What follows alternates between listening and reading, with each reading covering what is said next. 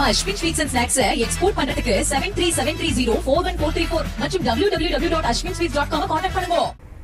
திருவாரூர் மாவட்டத்தில் 3 நாட்களாக பெய்த கனமழை காரணமாக அறுவடைக்கு தயாராக இருந்த 5000 ஏக்கர் நெல் பயிர்கள் வயலில் சாய்ந்துள்ளது. ஏக்கருக்கு 30,000 ரூபாய் வரை செலவு செய்துள்ள நிலையில் அறுவடை நேரத்தில் பெய்த மழையால் பயிர்கள் முற்றிலும் பாதிக்கப்பட்டுள்ளதாக விவசாயிகள் வேதனை தெரிவித்துள்ளனர்.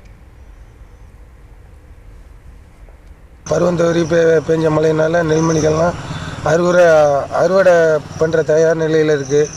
இப்போ மழை பெஞ்சும் அடுத்து அறுவடை நடந்துக்கிட்டு இருக்குது. அறுவடை நடந்தும் கொண்டு போய் டிபிசியில் போய் போட்டோம்னா 17.5 கேட்குறாங்க.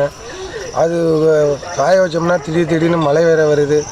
மழை வந்ததுனால நெல்மணி அறுத்த காய வச்ச நெல்லும் ஆற்றோட பக்கத்தில் ஆத்தாங்கார பக்கத்தில் குளம் இந்த பக்கம் அரைச்சிக்கிட்டு போயிடுது. விக்கிரபாண்டியம், ஆலத்தூர், மாவட்டக்குடி, நிந்தமாங்குடி, பல்லவரையங்கட்டளை, புழுதுக்குடி இந்த ஊர் கிராமம்லாம் ரொம்ப தண்ணியில் ரொம்ப நெல்மணியெல்லாம் மிதந்துக்கிட்டு இருக்குது. நீங்கள் வேளாண்மை துறையிலேருந்து வந்து ஆய்வு பண்ணி எங்களுக்கு தக்க நடவடிக்கை எடுக்கப்படணும். விவரங்களை தர இருக்கிறார் செய்தியாளர் நேசராஜன். விவரங்களை வழங்கலாம்.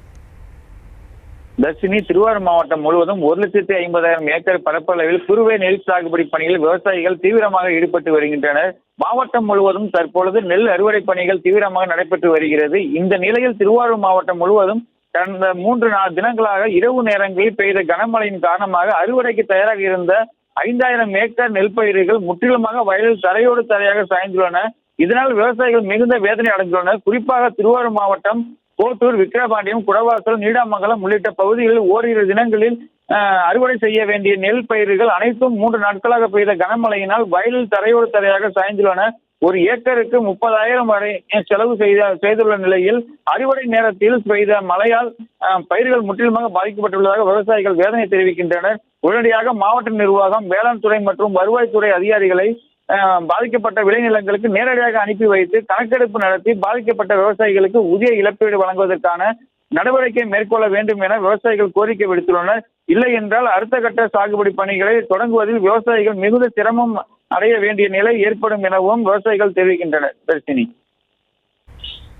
விவரங்களுக்கு நன்றி. நம்ம Ashwin sweets and snacks export பண்றதுக்கு 7373041434 மற்றும் www.ashwinsweets.com கான்டாக்ட் பண்ணுங்க.